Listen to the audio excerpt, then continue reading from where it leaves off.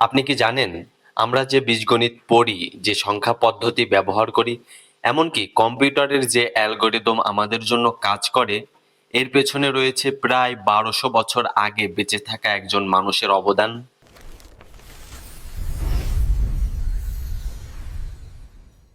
তার নাম আল খাওয়ারিজমি। অনেকেই তাকে আধুনিক গণিতের অন্যতম জনক বলে থাকেন।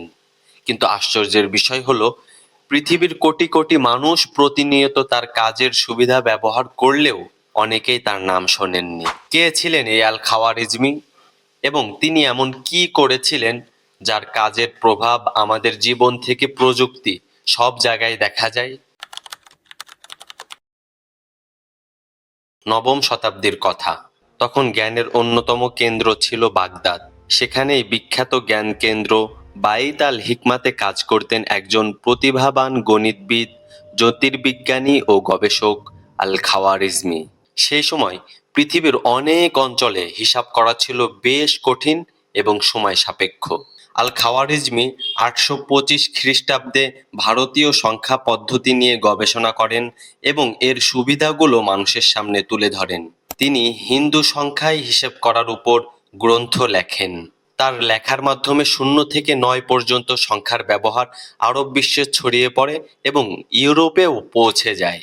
আজ আমরা মোবাইল নম্বর লিখি, ব্যাংকের হিসেব করি, ব্যবসার লেনদেন করি কিংবা ক্যালকুলেটর ব্যবহার করি। সবকিছুর পেছনে রয়েছে এই সংখ্যা পদ্ধতি। তবে আল খাওয়ারিজমির সবচেয়ে বিখ্যাত অবদান ছিল গণিতের একটি নতুন শাখাকে সুসংগঠিত রূপ দেওয়া। সেই শাখাটির নাম বীজগণিত।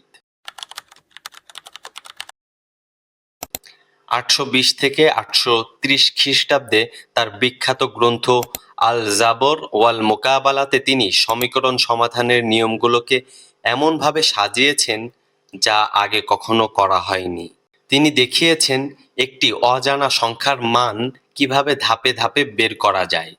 উদাহরণস্বরূপ, x square equal 40x minus 4x square. এটি তিনি সমাধান করেছিলেন 5x square equal 40x।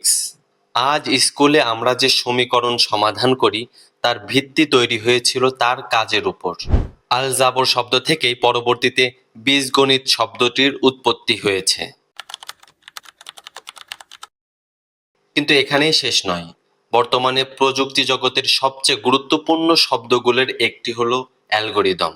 YouTube কোন ভিডিও আপনার সামনে আনবে, গুগল কোন তথ্য দেখাবে কিংবা সামাজিক যোগাযোগ মাধ্যমে কোন পোস্ট দেখবেন, সবকিছুই নির্ধারণ করে অ্যালগরিদম।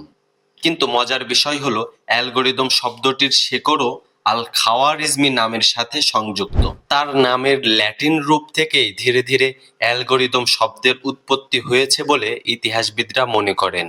অর্থাৎ হাজার বছরেরও বেশি আগে একজন বিজ্ঞানী যে চিন্তা চেতনার ভিত্তি স্থাপন করেছিলেন, আজ সেটি আধুনিক কম্পিউটারের অন্যতম স্তম্ভ। তবে আল খাওয়ারিজমি শুধু গণিতবিদ ছিলেন না, তিনি জ্যোতির্বিজ্ঞান, ভূগোল এবং মানচিত্র তৈরির কাজেও গুরুত্বপূর্ণ অবদান রেখেছিলেন। পৃথিবীর বিভিন্ন অঞ্চলের অবস্থান নির্ধারণ এবং জ্যোতির্বৈজ্ঞানিক গণনায় তার গবেষণা দীর্ঘদিন ব্যবহার হয়েছে। একজন মানুষের চিন্তা চেতনা কতটা দীর্ঘস্থায়ী হতে পারে, আল খাওয়ারিজমি তার অসাধারণ উদাহরণ। আজ আমরা যখন মোবাইল ব্যবহার করি, কম্পিউটারে কাজ করি কিংবা ইন্টারনেটে তথ্য খুঁজি, তখন অজান্তেই এমন একজন মানুষের উত্তরাধিকার ব্যবহার করি যিনি 1000 বছরেরও বেশি আগে জ্ঞানের নতুন দিগন্ত উন্মোচন করেছিলেন। তিনি ছিলেন আল খাওয়ারিজমি। ইতিহাসের এই অসাধারণ মানুষটির গল্প আপনার কেমন লাগলো মন্তব্য জানাতে ভুলবেন না। দেখা হবে পরবর্তী ভিডিওতে নতুন কোনো বিষয় নিয়ে।